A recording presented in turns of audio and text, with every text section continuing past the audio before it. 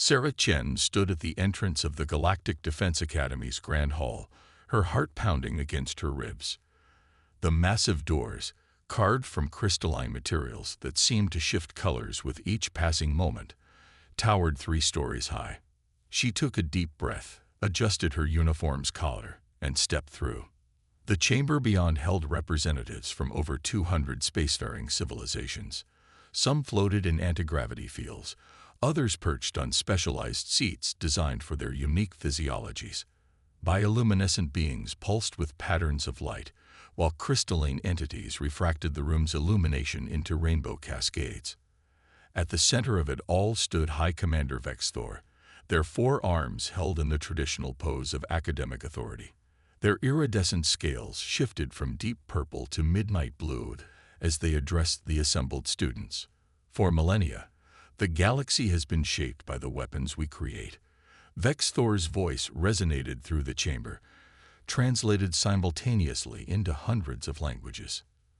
From the simplest particle beam to the most complex quantum disruptors, our tools of war define our civilizations. Today, you enter the most prestigious weapons design competition in known space. Sarah felt the subtle shift in attention as several nearby students turned to regard her. Humans were newcomers to the galactic community, having achieved faster than light travel barely 50 years ago. Their acceptance into the academy had been controversial, especially given Earth's classification as a death world by galactic standards. Each of you will have access to our quantum fabrication facilities, antimatter storage vaults, and the Academy's complete database of weapons technology, Vex Thor continued. In 3 lunar cycles, you will present your creations before the Council of War Masters. The winner's design will be implemented across the Allied Species Defense Force. A Meridian student floating nearby emitted a series of harmonic tones that Sarah's translator rendered as laughter. The primate will probably suggest throwing rocks, it hummed to its cluster mates. Sarah ignored the jibe, her mind already racing with possibilities, while her fellow students would likely focus on creating increasingly powerful ways to destroy things. She had spent the past year studying something far more interesting: how life on Earth had evolved to survive. The meeting concluded with the traditional knowledge-sharing ceremony, during which each student received their project authorization codes. As the crowd began to disperse, Sarah felt a presence behind her. She turned to find Professor Catal, her xenobiology instructor, their compound eyes reflecting the chamber's light in fractals. "Your species," Catal began, mandibles clicking thoughtfully, "survived on a planet where the atmosphere itself can turn violent enough to level cities, where microscopic organisms wage constant war against your bodies, where the ground beneath your feet can split open without warning." Sarah nodded, uncertain where this was going.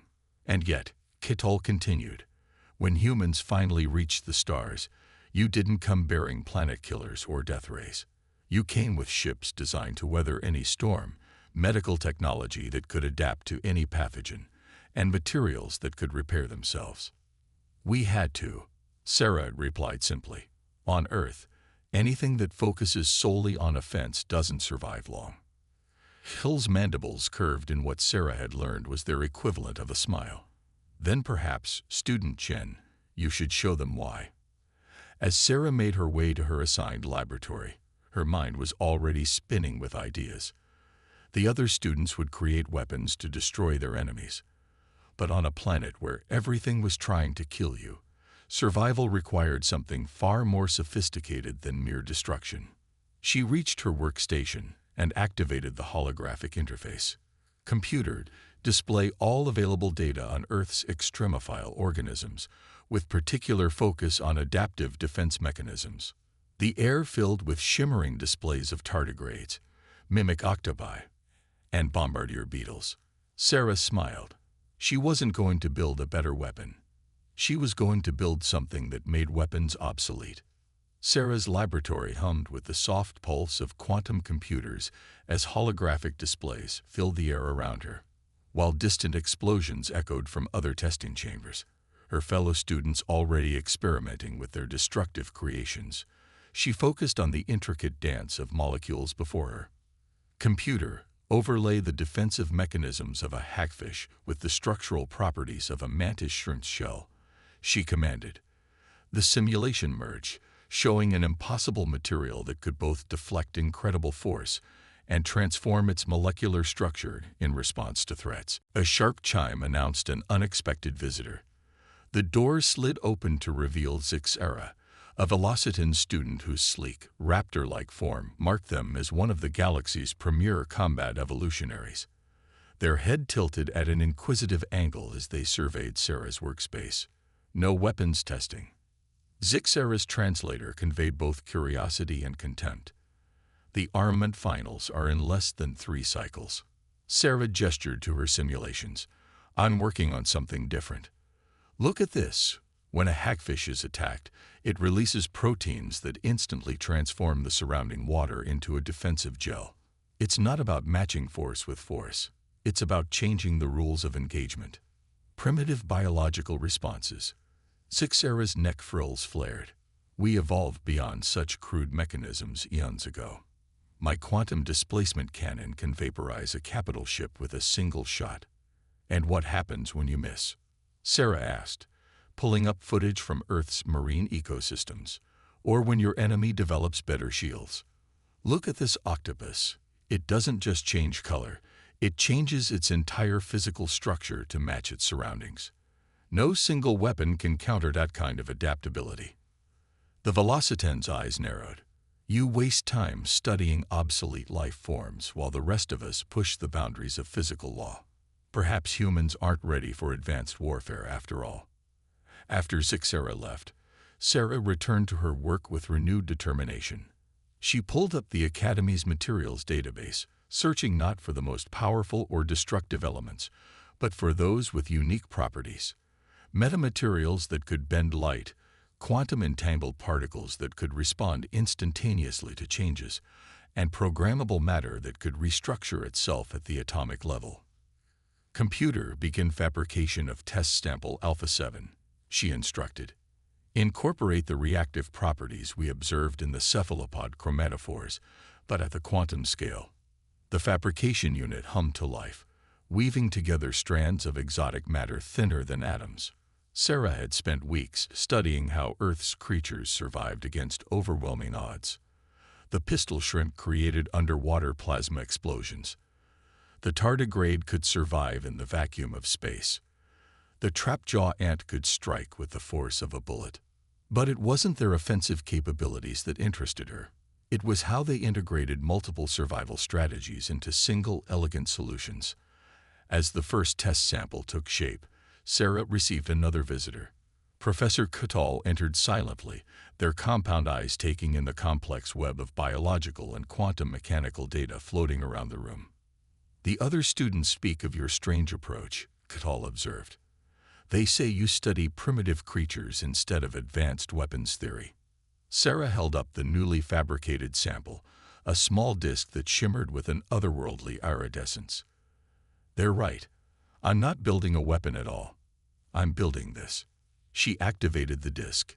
Instantly, it transformed, its surface rippling like liquid metal before splitting into dozens of smaller components that assembled themselves into a complex geometric pattern. Each piece began to pulse with energy, creating a field that bent light around it. Fascinating. Kutal moved closer, examining the transformation. You've merged organic adaptation principles with quantum engineering. But how is this a weapon? It's not. Sarah smiled, deactivating the device. It's something better. Every weapon has a counter. Every offense can be defended against. But what if you could create something that could become whatever you needed, whenever you needed it? Not just a shield or a sword, but both and neither at the same time. Kutal's antennae twitched. The Council expects a weapon, Student Chen. Something that can be mass-produced and deployed across the fleet. What they want is something that can help us survive and win conflicts. Sarah countered. On Earth, we learned that the best way to win isn't always to have the biggest guns. Sometimes it's about being able to adapt faster than your enemy can react. She pulled up more simulations, showing how her creation could theoretically respond to different threats. Against energy weapons, it could generate quantum interference fields. Against kinetic attacks, it could create layered force dispersal systems. Against electronic warfare, it could reconfigure its own circuitry faster than any virus could infect it. The other students are building better ways to destroy things, Sarah explained. I'm building something that can't be destroyed because it never stays the same long enough to be targeted. Like life on Earth, it evolves. Kittel studied the simulations in silence for a long moment. Your approach is unconventional. The council may not understand it. Then I'll make them understand, Sarah said, turning back to her work. Because this isn't just about winning a competition. It's about showing the galaxy a different way to think about survival. As Kittel left, Sarah began preparing for her first full-scale test. Tomorrow, she would find out if her theory worked in practice, and if it did, she would prove that humanity's greatest strength wasn't its ability to destroy, but its endless capacity to adapt and evolve. The Academy's testing chamber was a massive spherical void, its walls lined with quantum sensors and reality anchors. Sarah stood at the center, her prototype, now refined into a sleek bracer wrapped around her forearm, gleaming under the harsh lights.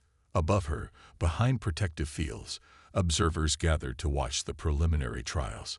Test protocol initiated, the AI announced. Beginning Level 1 combat simulation. The air shimmered as holographic combatants materialized. Sarah's device hummed to life, its surface rippling like mercury. The first attacker launched a plasma burst. Before Sarah could even think to react, her creation had already formed a prismatic shield, dispersing the energy harmlessly. Impressive reflexes, came Sarah's voice from the observation deck. But let's see how it handles multiple threat types. The simulation intensified.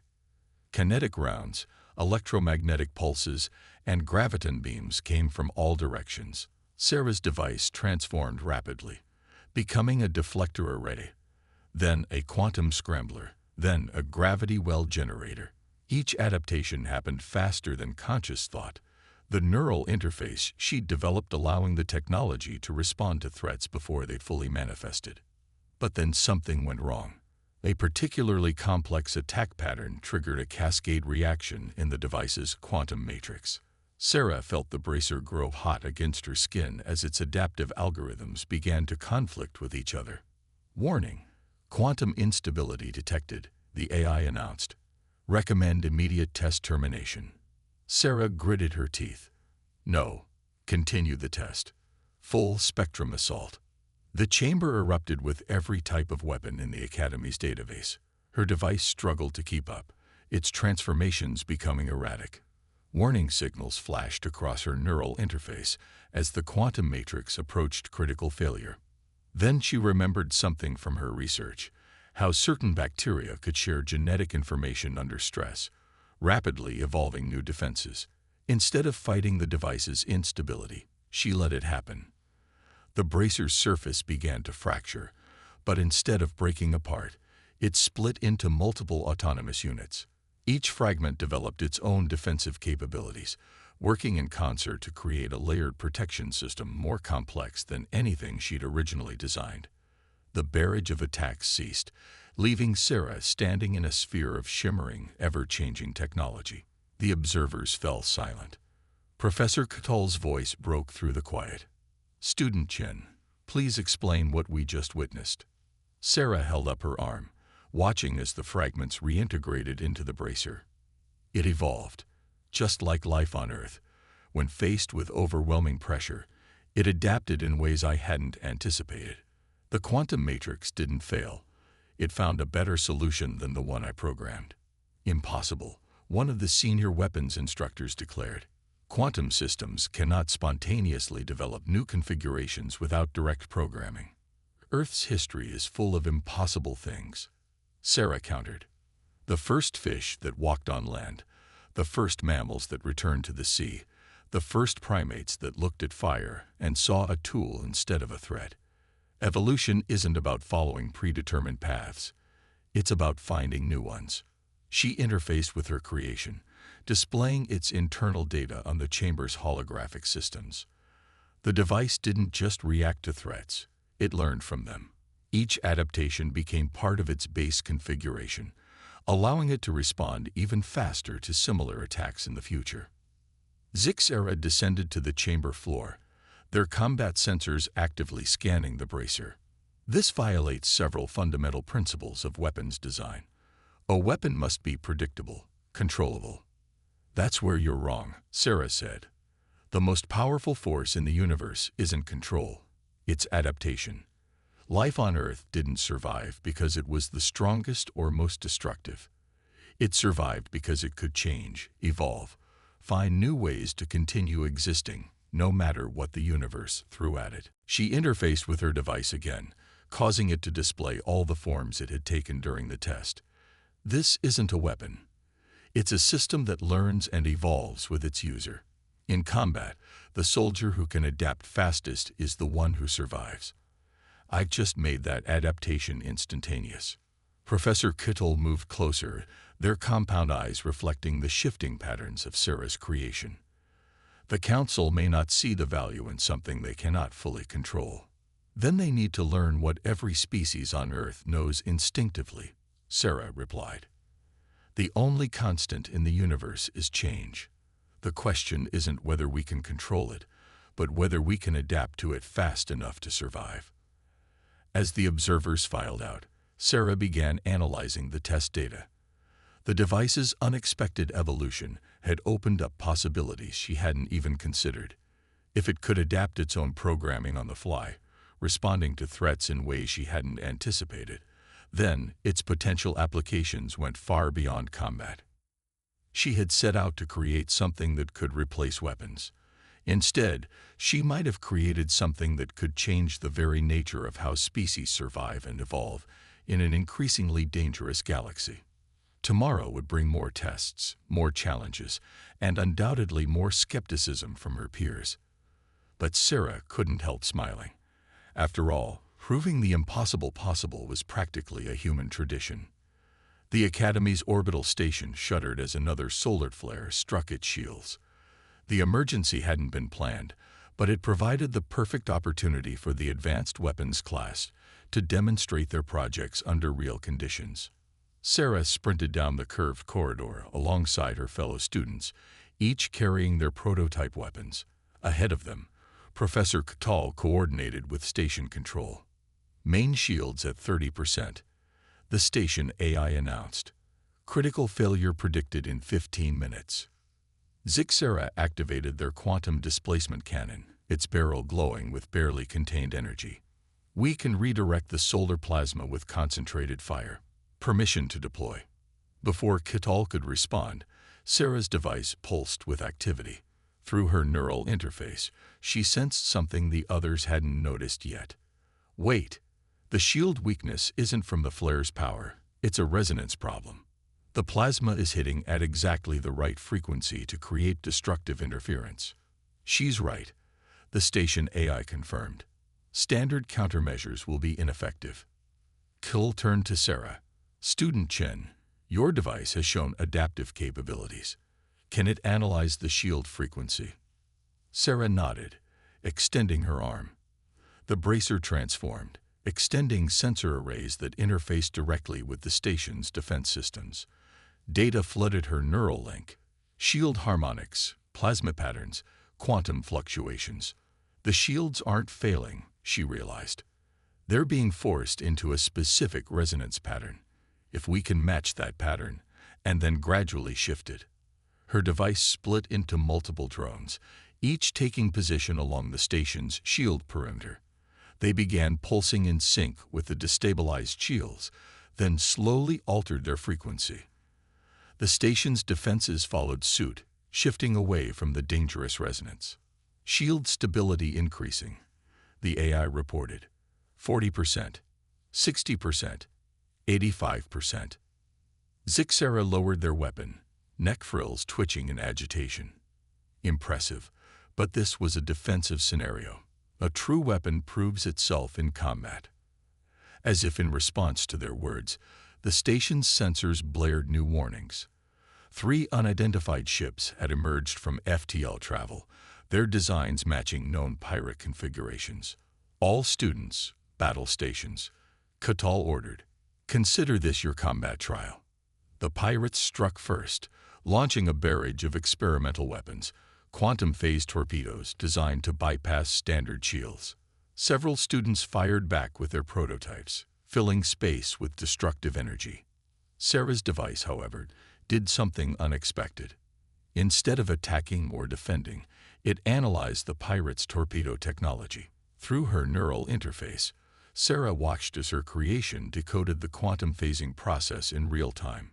"Their torpedoes are using dimensional shifting to penetrate shields," she announced. "But any shift leaves a quantum signature. We can track it." Her drones reconfigured, releasing clouds of programmable matter that spread through the battlefield. When the next wave of torpedoes hit, the clouds detected their dimensional frequencies and matched them perfectly. The torpedoes, instead of phasing through shields, found themselves trapped in a quantum maze of their own shifting. "Fascinating," Catal observed. "Rather than attempting to overpower the enemy's technology, you turned its own principles against it." The pirates, realizing their primary weapons were useless, switched tactics. They launched electronic warfare attacks, trying to hack the station's systems. Again, Sarah's technology adapted. The drones transformed into quantum encryption nodes, not just blocking the cyber assault, but learning from it. "Their attack patterns," Sarah said, studying the data through her interface. "They're not random. There's a logic to them, a strategy we can predict." Her device processed this insight, developing countermeasures before each attack could fully form. The pirates found their every move anticipated and neutralized. After several frustrated attempts, they retreated back into FTL. As the all-clear sounded, Sarah noticed something remarkable in her device's data logs. During the battle, it hadn't just defended against the attacks, it had incorporated aspects of the pirates' technology into its own adaptive capabilities. "Your creation," Professor Kittle said, examining the logs. "It learns from everything it encounters. Not just threats, but any new technology or technique it observes. Like life itself," Sarah explained. "On Earth, organisms don't just survive threats. They incorporate beneficial traits they encounter. Mitochondria were once separate organisms before becoming part of our cells. Plants adapted animal proteins to defend against disease." Sarah approached, their earlier skepticism tempered by what they'd witnessed. "You've created something that evolves in real time, gaining complexity with each encounter. This goes beyond weapons technology." "That's exactly the point," Sarah said. "The best defense isn't a bigger weapon or a stronger shield. It's the ability to understand, adapt, and grow stronger from every challenge we face." As the students began filing reports on their combat performance, Sarah received an unexpected notification. The Academy Council had moved up her final evaluation. They wanted to see her creation tested against every advanced weapon in their arsenal. She looked down at her bracer, watching as it processed and integrated the day's experiences. Tomorrow would determine whether the galaxy was ready for a technology that didn't just fight threats, but evolved beyond them. Sarah smiled. After all, proving skeptics wrong was another long-standing human tradition. The Academy's grand arena stretched before Sarah, its quantum-stabilized space large enough to contain a small fleet. In the observation rings, representatives from every major galactic power watched with intense interest. The final trials had drawn unprecedented attention after word spread of her device's performance during the pirate attack. High Commander Vexthor's voice echoed through the arena. "The Council has modified the traditional trials for this demonstration. Student Chen's creation will face every category of advanced weapon in our database simultaneously." Murmurs rippled through the crowd. No prototype had ever been tested against more than 3 weapon types at once. Sarah caught glimpses of her fellow students' reactions. Sarah's rigid posture, others showing their species' equivalent of concern or anticipation.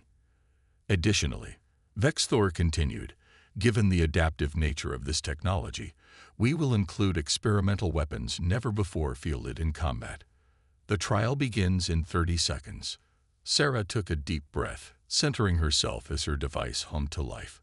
Through their neural connection, she sensed its readiness, its eagerness to encounter new challenges and evolve. The attack began without warning. Antimatter beams, quantum disruptors, temporal distortion fields, and dozens of other weapon types she'd never seen before converged on her position. The sheer variety of attacks would have overwhelmed any conventional defense system.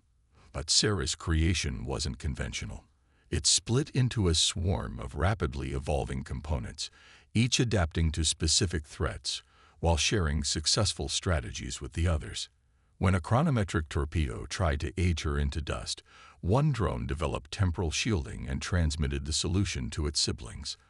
When a consciousness-disrupting beam targeted her neural interface, another drone created quantum-entangled backup pathways for her commands. Remarkable, she heard Professor Kittle comment. It's not just responding to attacks, it's anticipating them, developing countermeasures for weapons it hasn't even encountered yet.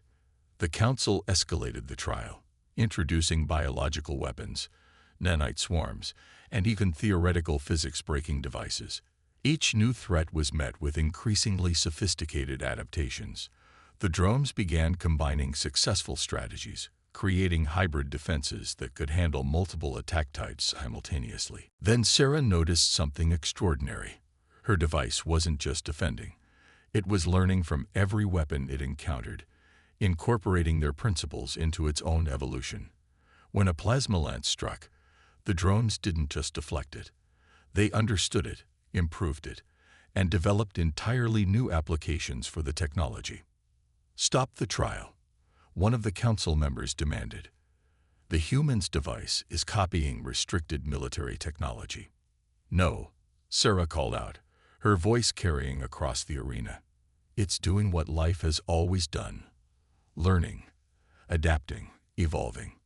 Every species here developed their technology by building on what came before, by understanding natural principles, and finding new ways to apply them. She gestured to her swarm of drones, now forming complex geometric patterns as they continued to process and integrate new information. Look at your own histories. How many of your greatest technological achievements came from studying the natural world? How many weapons were inspired by biological defenses? What I've created doesn't steal technology. It learns from it, just as nature learns from every challenge it faces. The drones reassembled around her, transforming into a shifting display of every weapon type they'd encountered, showing how each could be modified for non-destructive applications. A quantum disruptor became a medical scanner. A temporal distortion field transformed into a preservation system. Student Chen, Vexthor spoke, their scales shifting to a deep purple of intense thought. Your creation was meant to be a weapon.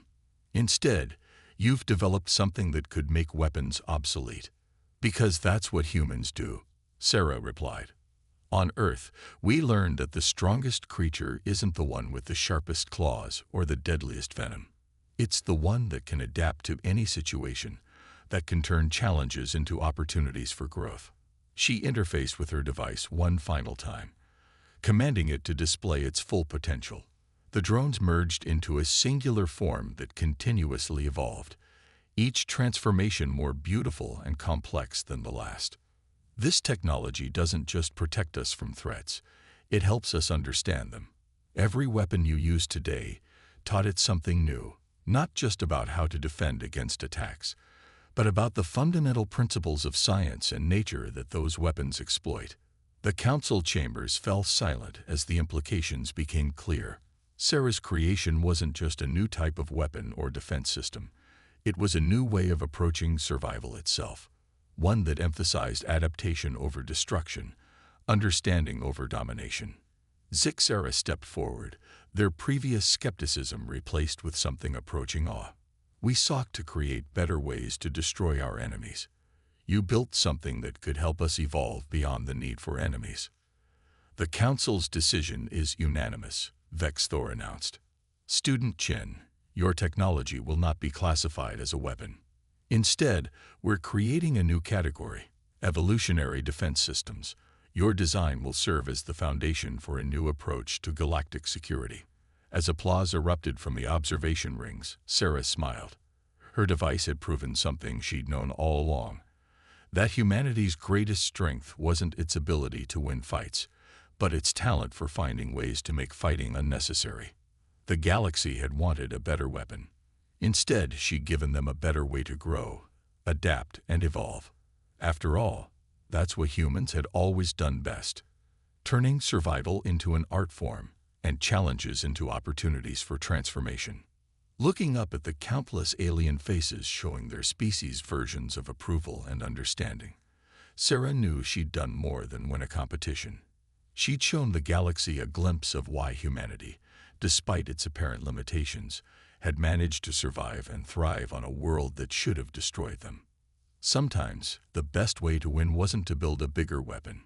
It was to become something new, something better, something that could turn even the greatest threats into stepping stones toward evolution.